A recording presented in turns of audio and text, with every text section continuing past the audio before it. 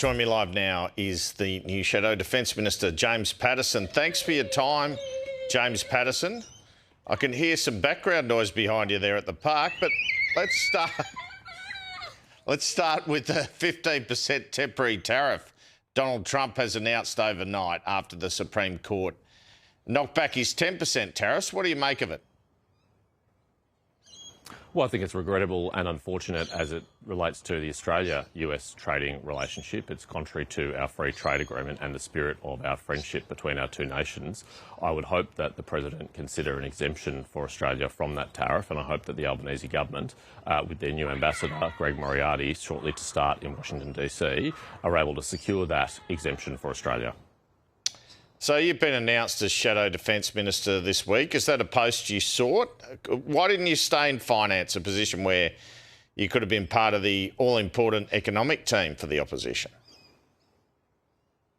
Well, we're going to have a very strong economic team under Angus Taylor, including Jane Hume, Tim Wilson, Claire Chandler and many other colleagues. And I'm very happy to be stepping back into the national security space, which is an area I've focused on for much of the last 5 years. I think some of the biggest, most existential questions facing Australia that will determine whether our children and grandchildren inherit a sovereign liberal democracy from us are going to be decided in defence and national security portfolios. The truth is that 4 years into the Albanese government, they've cut more capability than they've invested in, and we're still only spending 2% of GDP I'll get to on that. defence. We're now best informed. I'll get to that. I just want to, James Paterson. I just wanted to ask you though quickly again. Did you seek the role, or did Angus just say, "Can you do this"? Well, it's a matter for the leader who serves in any portfolio, other than the deputy leader who has their choice of portfolio. I was delighted to be asked to serve in the defence portfolio. OK. Claire Chandler in finance then. She's 35. She's said to have been someone that you've mentored in the past. What can you tell us about her? Well, I am a strong supporter of Claire Chandler. I think she's a great talent for our party. She worked for an accounting firm for about 5 years before she entered the parliament, so she's incredibly numerate. But she's also someone who's shown a lot of courage and a lot of foresight, frankly. During the pandemic period, when we were in government, when there was a lot of government spending, Claire stood up in the party room in an act of courage and said, "I think we're spending too much and I'm concerned about the intergenerational debt burden." And of course, this government over the last 4 years has made that problem even worse. We are now on track to cross for the first time a threshold of $1 trillion of gross federal government debt. And Claire, speaking on behalf of her generation and younger Australians, will be loudly putting a spotlight on the Albanese government's fiscal failures, which have led to that. There's been some chatter about the whole deputy setup. Jane Hume is the deputy leader of the Liberal Party. Andrew Hastie is the deputy leader downstairs in the House of Representatives. So when Angus Taylor's away, he would take the main seat. And Jane isn't even the Senate leader. Micaiah Cash is. So how does this all work? Look, this is not unprecedented. In 1989, when Fred Chaney was elected by the party room to be the deputy leader from the Senate, a lower house member, Wal Fife, then the member for Hume, later the member for Farrer, funnily enough, was appointed as deputy leader in the House of Representatives for chamber purposes. It is important in terms of having precedence of the call, being able to stand up at the dispatch box and get the call from the Speaker of the House, to have someone who serves in that role. And I think Andrew, along with Dan Tehan, who'll be our manager opposition business, will be a formidable team in the House of Representatives, taking it up to Labor, who have a very significant majority, and not allowing them to abuse that. We haven't spoken on air for some time, including this meeting, since this meeting you had with Andrew Hastie and Angus Taylor in Melbourne, where you basically outlined to Hastie that Angus Taylor had the numbers and not him. Andrew Hastie has been a friend of yours. What was the reason for your decision to choose Angus Taylor over Andrew Hastie, and what happened in that conversation?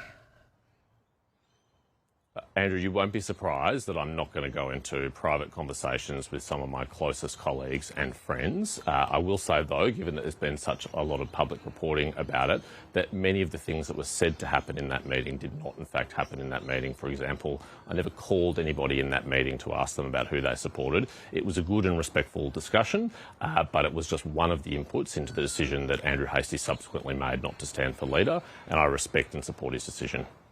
Why did you choose Taylor over Hastie, though? Was it just an experience question?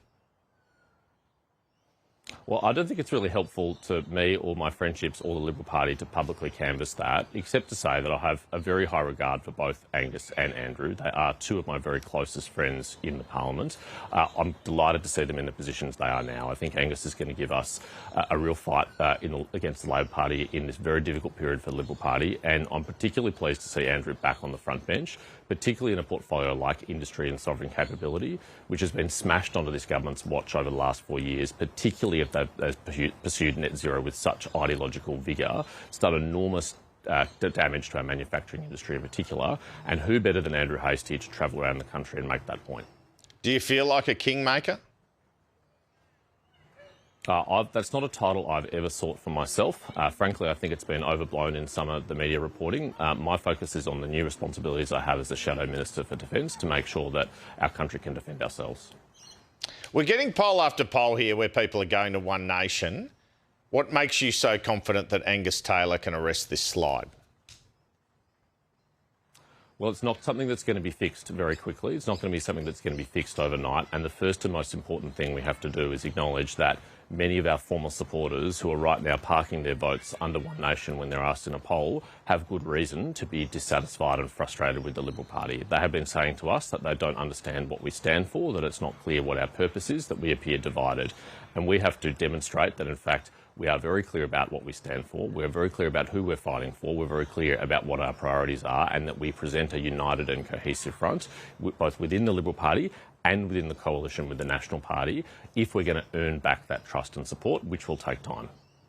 What are your fears out of the South Australian election in terms of what could happen to the Liberal Party there? Well, obviously, the polling coming out of South Australia is very dire, and it's understandable on some levels, given the circumstances, given the issues with previous opposition leaders at the state level in South Australia, given that Premier Malinowskis is one of the most popular state premiers in our country, if not the most popular state leader in our country. But I've got to pay immense credit and respect to Ashton Hearn for the way in which she has stood up in the most difficult circumstances. That is not something that any person in their sane mind would seek, but she has stood up and taken responsibility. And I think she's brought real energy and drive to the South Australian Liberal Party, and I wish them all the best. You're saying no one in their sane mind would want to be South Australian Liberal leader? Yeah, I mean, look at the circumstances, look at the polls. It was a very discouraging time to step up, and it's a great credit to Ashton Hearn for the fact that she's been willing to do so, and that she's brought such drive and energy to the leadership of the South Australian Liberal Party over the last few weeks. Do you think they could get wiped out there? Well, I certainly hope not, but the polls are very discouraging. And I think South Australians have to think very carefully about what they want from their parliament after the next state election. Do they want a premier and a government that is completely unchallenged, that has no checks on their power? Do they want minor parties having the largest voice in the future of the South Australia? Or do they want a strong and stable opposition that can take it up to the South Australian government, that can hold them to account for their failures, particularly when it comes to things like hospitals and ambulance ramping, which they promised that they would fix? Are we going to see some of your immigration policy this week? I've been told it might come out in pieces as opposed to one policy. And it seems to me this is one of the things that people want to see if they want to shift their vote from One Nation. I think Angus Taylor has sent some very important signals about where he stands on immigration. He has said that under Labor, numbers are too high and standards are too low, and we intend to fix both of those things. Yes, we will have more to say about aspects of this in the coming weeks, but of course a more comprehensive policy we are working on right now and will be released in due course, and it will demonstrate what our priorities are, which is we're going to shut the door to anyone who hates our country and our way of life. We do not want to be bringing people into our country who frankly don't support our values and want to change this country rather than become part of the Australian dream. So we might see some of the policy this week? I'm not going to canvass specific dates and specific deadlines, only to say that I think the direction and the principles have been very clear from Angus from his first press conference about 10 days ago, and that we will have more to say in the coming weeks. You heard the PM in his interview there. He says you're all lying and there are proper checks. There are serious checks on people coming to this country. What's your reaction to that? Well, it's just a classic word salad from the Prime Minister, who obfuscates and fails to answer direct questions when put to him. For example, your question about whether or not passports can be denied to Australian citizens who are applying for them. It's very clear under the Passports Act 2005, Section 14, very clear that the government can refuse a passport to an Australian citizen if they receive advice from a competent authority like ASIO or the AFP that that person is a threat to security and that denying their passport would deal with that threat to security. So this is not what the Albanese government has been saying for months in relation to this my question then was, what if... That said by law they're required. But my question was also, does this mean you haven't had that advice? Do you concede that could be the case? Well, I think it's very unlikely to be the case because the government has announced that they're pursuing a temporary exclusion order for at least one of this cohort. Now, to apply for a temporary exclusion order, to apply one, also relies on advice from a competent authority like ASIO or the AFP. So if they have advice to apply for a TEO, then they should also have the same advice to deny a passport. But frankly, if they think the law is not adequate, if they think there is not enough room for them to deny passports, well then we have already said we will work with them to strengthen the law. John O'Duniam, our Home Affairs spokesman, has said we will work in a bipartisan way to make sure the government has all the powers it needs to block these people. And it will be a test of the government. Are they going to take up that offer? Are they going to take action to protect Australians? Or do they secretly want to have these ISIS brides, so-called ISIS supporters, brought back into our country? He says they might face the full force of the law. They intimated they might be charged when they come here. What's your reaction to that? Well, forgive me if I'm not filled with confidence by that answer, that they might face the full force of the law.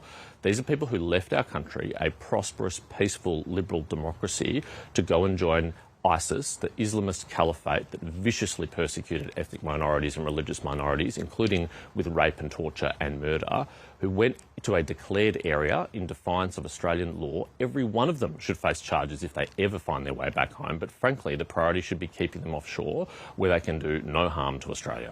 What about the PM's argument you repatriated 40 of these people here when in office, including fighters? Well, one of the reasons why the former government introduced the temporary exclusion order regime and used it on 8 different occasions was to prevent people from returning to this country. Now, this government has only ever applied for one temporary exclusion order. Did the Morrison government screw that up, though? Clear. Do you agree with the decision of the Morrison government to do that?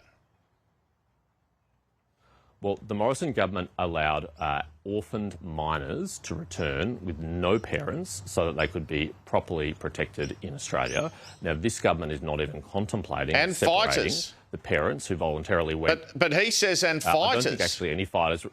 You don't accept that? I don't think it's true that any fighters actually.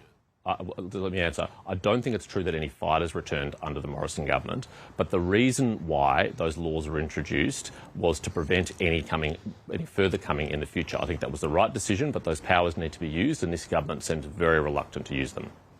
The PM wouldn't comment whether ASIO boss Mike Burgess opposed a Bondi Royal Commission. Do you think he did oppose the Royal Commission? No, I don't think he did, not for a second. I think the Prime Minister lied to Australians when he told them that all the current experts were advising against a Royal Commission. It emerged in Senate estimates a couple of weeks ago that the Attorney General's Department, who are the experts on Royal Commissions, were never even asked for their advice about whether or not the government should call a Royal Commission. The truth is the Prime Minister didn't want to call a Royal Commission, and he had to be embarrassed into calling a Royal Commission by some of Australia's most eminent sports stars and community leaders, and he wanted someone else to blame. I would be absolutely astonished if any of our security agencies recommended against a Royal Commission. Well, do you think ASIO made mistakes and the Royal Commission will find that? It's impossible to answer with any confidence without having seen the evidence that's going to come before the Royal Commission. I know that ASIO, and along with all of our intelligence agencies, are incredibly diligent, patriotic and focused, but they're also not perfect, and it is possible that mistakes were made. But let's wait and see what the Royal Commission finds in regard to that. You've decided to take on defence, and at the last election, this was the central policy, really, of Peter Dutton. We saw how that went. He said we should forgo tax cuts because the money was needed for defence spending. So what's your approach going to be this time? Well, we will outline how we will pay for any commitments we make in the usual time, in the usual way, closer to the next election. But it is very clear that the best informed experts like Sir Angus Houston and Professor Peter Dean, who completed the Defence Strategic Review for the Albanese government, that what we are spending right now on defence is not adequate. 2% does not meet the strategic environment that we face. They have both said that spending closer to 3% of GDP is necessary if we want to have AUKUS, which we obviously strongly support, and also a capable ADF in other domains, because right now, AUKUS spending on future capability is cannibalising current capability, particularly in the Australian market. How much would it cost to take it to 3% over 10 years? Do you know? We're going to do the proper modelling of what a ramp up in defence spending would look like and what the costs would be and how we would pay for that in an orderly way, and we're going to go through shadow cabinet and shadow ERC processes. Do you know what it would roughly cost? We'll announce that for scrutiny at the appropriate time. Do you know what it would roughly cost? It's a very significant cost. It's about $57 billion a year that we spend on defence at 2% of GDP. So if you're going to go to 3% of GDP, that's a 50% increase and about another $20 billion a year. I will come back on your program and I will go through the detailed costs once we've been through an orderly shadow cabinet and shadow ERC process. So I'm happy to talk about why are you what so we'll be certain spending it on, how we'll pay for it. Why are you so certain at this juncture that you can find enough budget savings to pay for that, when you're also probably going to have an agenda about lower taxes? I mean, you seem quite certain. Because we have to, Andrew, because it would be irresponsible not to find the money to pay for defence. Frankly, I hope it's not necessary for us to find it.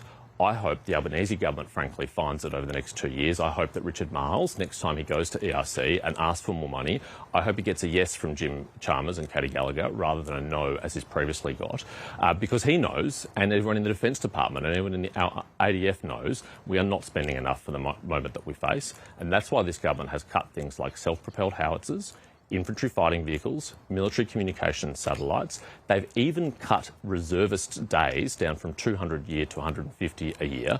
They are gutting the capability of our ADF right at the time when we need to be ramping up our investment in the ADF. Do you think China wants to invade us or might want to invade us at some point?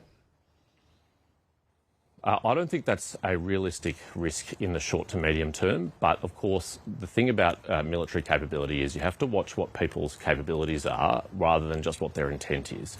Because capabilities take a long time to build, but intent can change in an instant. We learnt that with Russia's invasion of Ukraine. One day, Vladimir Putin had no intention of invading Ukraine, and the next day he did. And we need to take the threat that any power in our region could use the military might that it is amassing to threaten our interests. James Paterson, thanks so much for your time. Thanks, Andrew.